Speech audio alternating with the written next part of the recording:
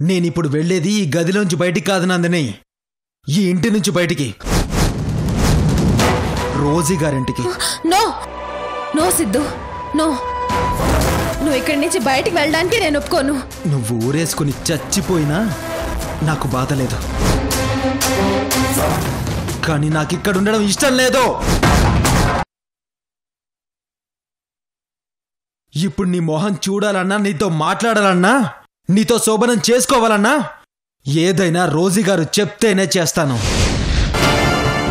నువ్వు వాళ్ళందరినీ పెట్టిన నరకానికి ఇదే నీకు కరెక్ట్ పనిష్మెంట్. నీకు నేను కావాలన్నా, నాతో మాట్లాడాలన్నా నువ్వు రోజీ గారింటికి వచ్చి వెధవ డ్రామాలు వేయకుండా నిజాయితీగా మనస్ఫూర్తిగా ఆవిడ కాళ్ళ మీద పడి ఆవిడ్ని క్షమాపణ అడగాలి.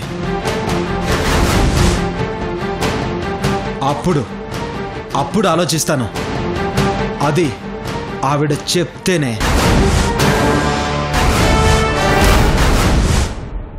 అంతవరకు నీకు నాకు ఏ సంబంధము లేదు. బాయ్.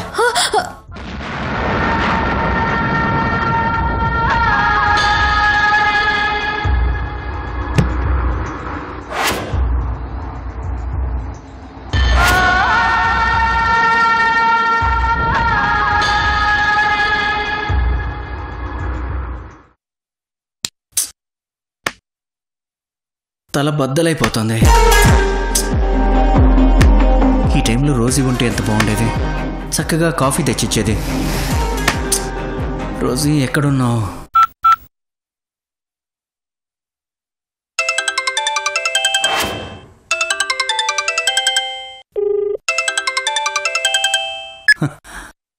రోజీ,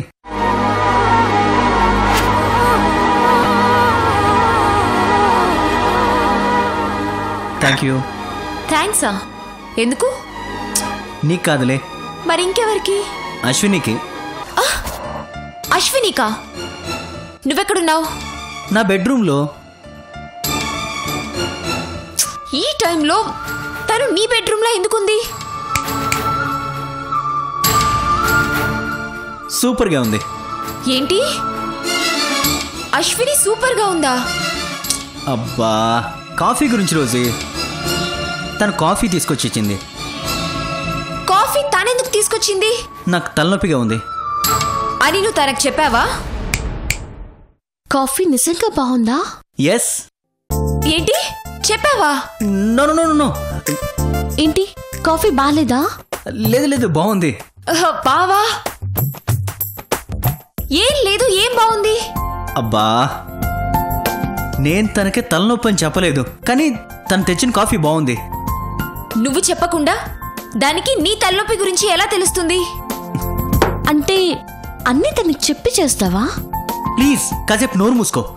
బావా, అడిగిన దానికి సమాధానం చెప్పకుండా నా నోరు మూసుకోమంటావేంటి? రోజీ, నిన్ను కాదు కానీ నువ్వు ఒక నిమిషం లైన్లో ఉండు. అశ్విని ప్లీజ్, కాఫీ చాలా చాలా బాగుంది. అండ్ కాఫీ తెచ్చి ఇచ్చినందుకు చాలా చాలా థ్యాంక్స్. ప్లీజ్ నువ్వు ఇక వెళ్తే నేను నా కాబోయే భార్యతో కాసేపు మాట్లాడుకుంటాను. ప్లీజ్.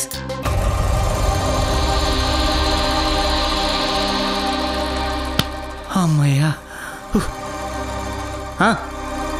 చెప్పు బంగారం. అసలు దానికి నీ తలనొప్పి గురించి ఎలా తెలిసింది? నీకు అదెందుకు కాఫీ తెచ్చిచ్చింది? ఇంట్లో ఎవరు లేరా? రోజీ, మనం వెంటనే పెళ్లి చేసేసుకుందాం. చాలా త్వరగా పెళ్లి చేసేసుకుందాం. కానీ ఎలా బావా? అమ్మ నాన్న అశ్విని వాళ్ళు విడిపోయారు. ఇప్పుడు తను ఇంట్లో ఉండగా అమ్మ ఇంటి గుమ్మం తొక్కదు, నాన్న మొహం చూడదు. మరి మన పెళ్ళి ఎలా జరుగుతుంది బావా? జరగాలి రోజీ, ఎలాగైనా మన పెళ్లి జరగాలి. మన పెళ్లి ద్వారా అయినా అత్తయ్య మావయ్య కలవాలి. అందుకు అవసరమైతే ఈ అశ్విని ఇంటి నుంచి బయటికి పంపించడానికి కూడా నేను రెడీ రోజీ. అవునా బావా? నిజంగా బావా, ఆ అశ్విని వచ్చిన దగ్గర నుంచి మన ఇంట్లో ఎప్పుడు జరగనివన్నీ జరుగుతున్నాయి. ముందు దాన్ని పంపించేయాలి బావా. సరే, తన సంగతి ప్రస్తుతానికి పక్కన పెట్టు. మన గురించి మనం మాట్లాడుకుందాం. అయితే చెప్పు. లోకి, నువ్వు లేకుండా నీ గేము నా గేము నేనే ఆడతాను. ఇప్పుడు మన ఇద్దరి మధ్య చెస్ గేమ్ మొదలైంది. ఈ ఆటలో నేను గెలిస్తే నువ్వు నా సొంతమవుతావు. నేను ఓడిపోతే చిన్న రోజీ నీ సొంతమవుతుంది. చూద్దాం, నువ్వు గెలుస్తావో నేను గెలుస్తాను. Let us start the game.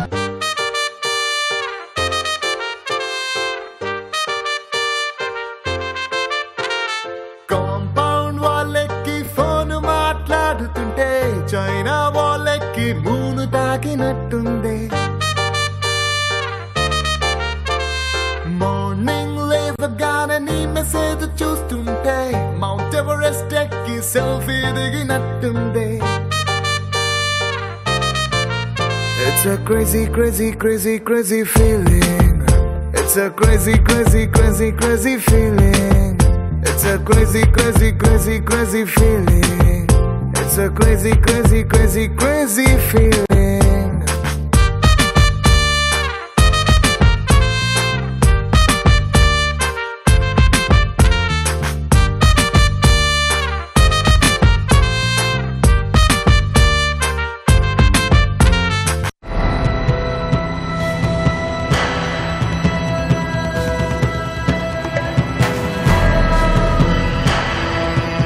లోకి, నువ్వు ఈ చెస్ గేమ్లో ఓడిపోయావు. ఇప్పుడు నేనే గెలిచాను. ఇప్పుడు నేను ఏది చెప్తే నువ్వు అది చెయ్యాలి. నేనేం మాట్లాడితే దానికి తల అడ్డంగా ఊపాలి. అర్థమైందా?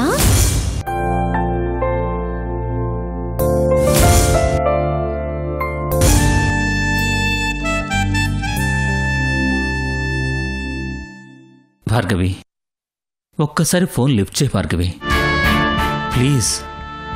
ఒక్కసారి నిన్ను చూడాలని, నీతో మాట్లాడాలని ఉంది భార్గవి, ప్లీజ్. ఒక్కసారి ఫోన్ లిఫ్ట్ చేయి భార్గవి.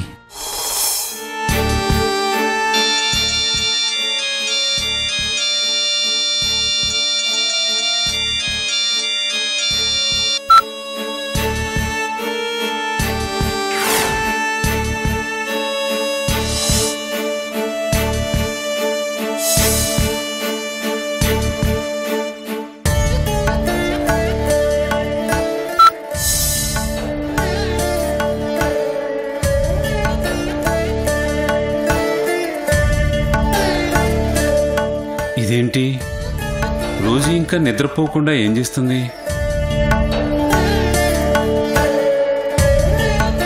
రోజీ,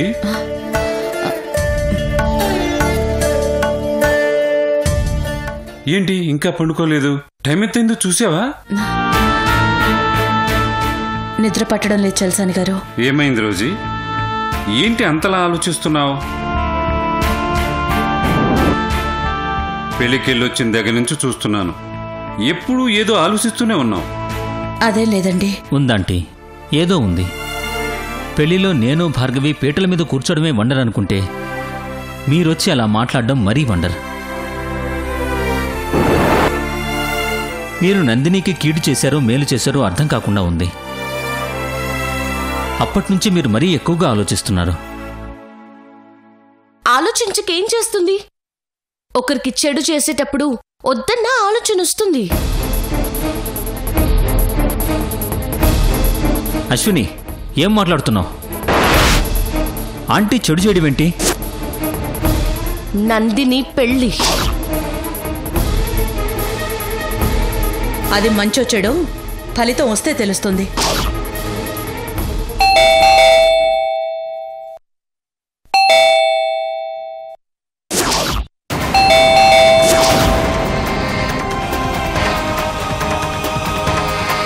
ఈ టైంలో ఎవరు? ఈవిడ చేసిన పనికి ఫలితం వచ్చేసుంటుంది.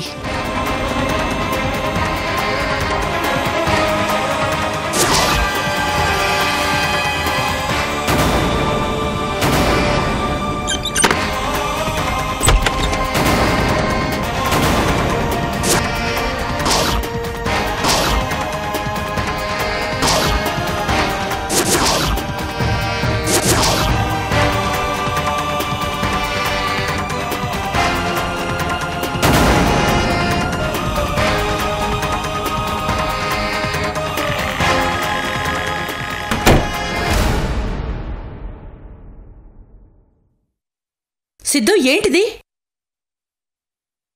వచ్చేసాను గ్రాని. మా ఇంటి నుంచి మీ ఇంటికి వచ్చేసాను.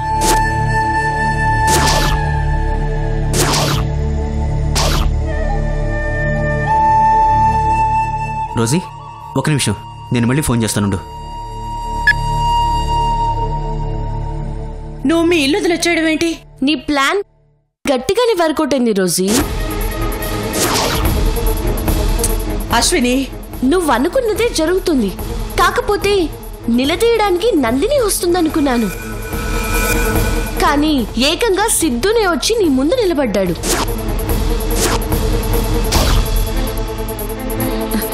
సిద్ధు, ఈ టైంలో నువ్వు ఇక్కడికి రావటం నాకు నచ్చలేదు. మీరు చెప్పారు కదా గ్రాని, నందినికి బుద్ధి చెప్పాలని, అందుకే వచ్చేసాను.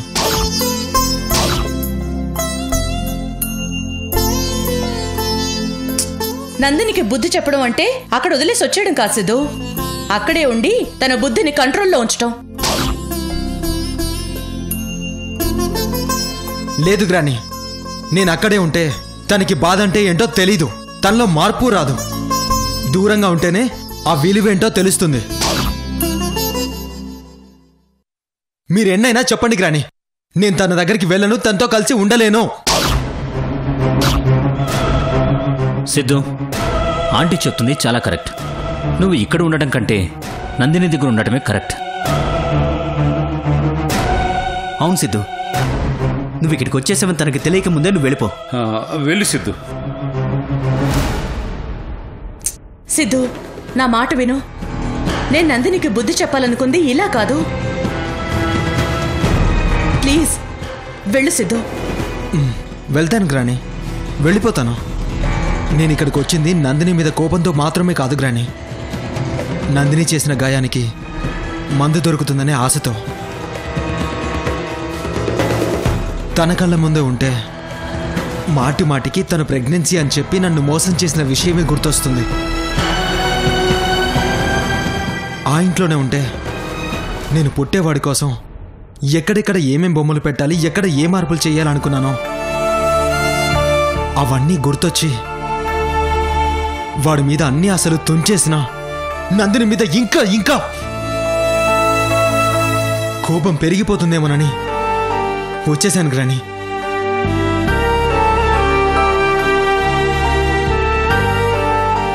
ఇప్పుడు మీరందరూ వెళ్ళిపోమంటున్నారు కదా, వెళ్ళిపోతాను, ఇప్పుడే వెళ్ళిపోతాను. కానీ అక్కడికి మాత్రం వెళ్ళను. నాకు నచ్చిన చోటుకి, నాకు ప్రశాంతత దొరికే చోటుకి వెళ్తాను. వెళ్తాను గ్రాని. ఆగు సిద్ధు, నువ్వెక్కడికి వెళ్ళొద్దు, ఇక్కడే ఉండు. అవును సిద్ధు, నీ కోపాన్ని బాధని ఈ ఇల్లు తగ్గించగలుగుతుందంటే నువ్విక్కడే ఉండిపో సిద్ధు. ముందు నీ మనసుకి తగిలిన దెబ్బని తగ్గించుకో. నందినికి బుద్ధి ఎలా చెప్పాలో తర్వాత ఆలోచిద్దాం.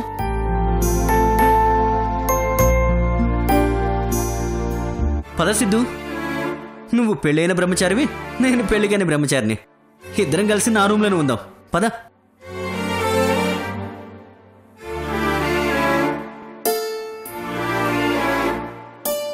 వెళ్ళు సిద్ధు.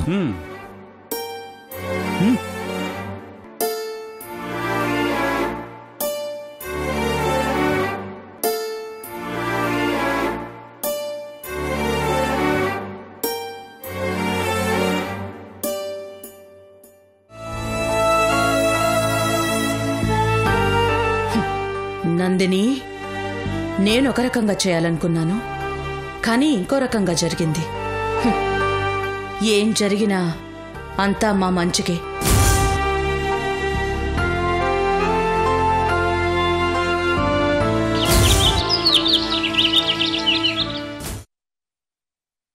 టీ తీసుకోండి.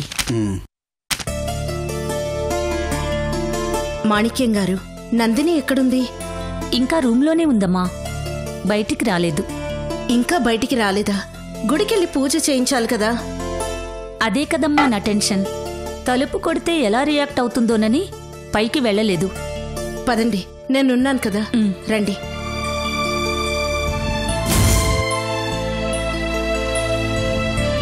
నందిని నందిని నందిని నందిని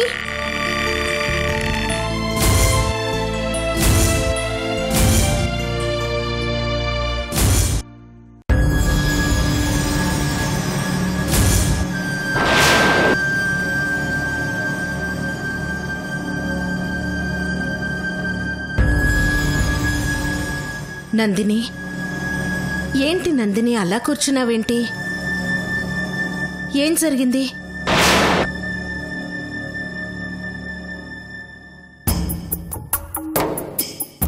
నందిని ఏమైంది నందిని? మంచం మీద మంచి నిద్రలో ఉండాల్సి నువ్వు కింద కూర్చుని కళ్ళు ఎర్రబడిపోయి ఉన్నావు. మంచం మీద చల్లిన పూలు, నీ తల్లో పెట్టిన పూలు అస్సలు నలక్కుండా అలాగే ఉన్నాయి. అంటే రాత్రి జరగలేదు, ఏమీ జరగలేదు, జరగనివ్వలేదు. నీ ప్రాణ స్నేహితురాలు ఏమీ జరగనివ్వలేదు అజ్జీ. రోజీనా? రోజీ ఇక్కడికొచ్చిందా?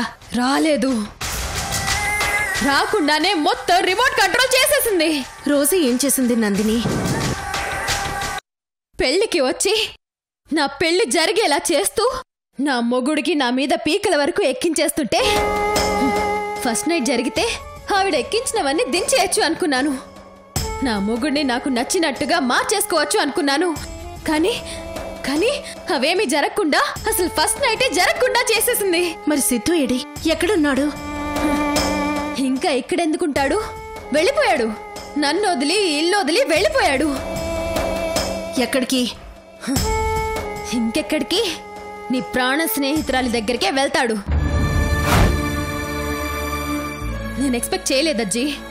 రోజీ ఇలా చేస్తుందని నేను అనుకోలేదు.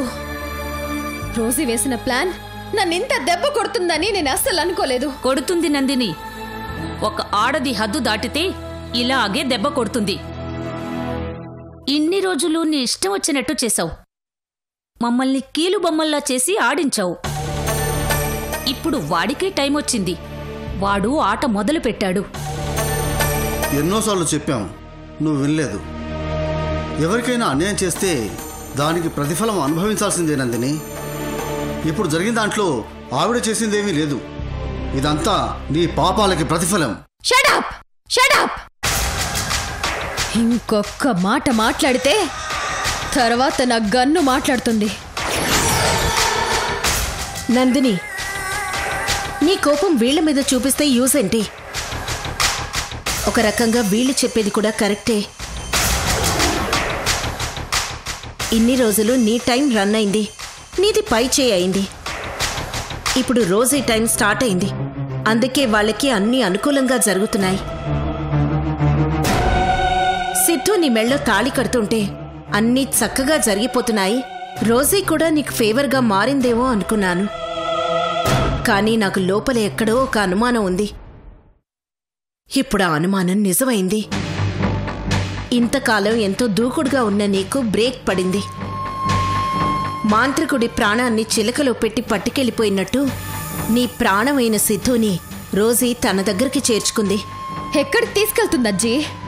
రోజీ నా సిద్ధుని ఎక్కడికి తీసుకెళ్లి దాచినా నేను ఎంత దూరమైనా వెళ్ళి సిద్ధుని నా సొంతం చేసుకుంటాను. వారం రోజుల్లో నా సిద్ధుని ఇక్కడికి రప్పించుకుంటాను. ఎలా నందిని? నువ్వు సిద్ధుని ఇక్కడికి తీసుకురావాలంటే ఒకటి నువ్వు సిద్ధుతో మాట్లాడాలి. కానీ సిద్ధు ఇప్పుడు నీతో మాట్లాడటం కాదు, కనీసం నీ మొహం కూడా చూసేలా లేడు.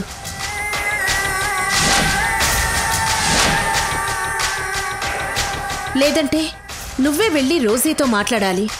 రోజీతో మాట్లాడ్డావు అంటే నువ్వు ఓటమిని ఒప్పుకొని రోజీ కాళ్ల దగ్గరికి చేరడమే. అది నువ్వు చెయ్యవని నాకు తెలుసు. మరి సిద్ధు నీ దగ్గరికి ఎలా వస్తాడు నందిని? వస్తాడజ్జీ, సిద్ధు వస్తాడు. సిద్ధు కోసం నేను అవసరమైతే ఎంత కిందకైనా వెళ్తాను.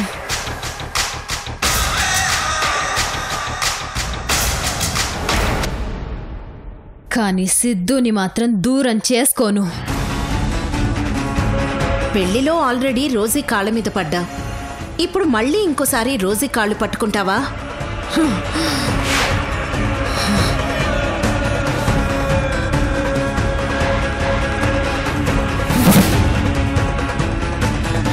కంగారు పడకజ్జీ, ఏం చేస్తానో ఎలా చేస్తానో చూడు.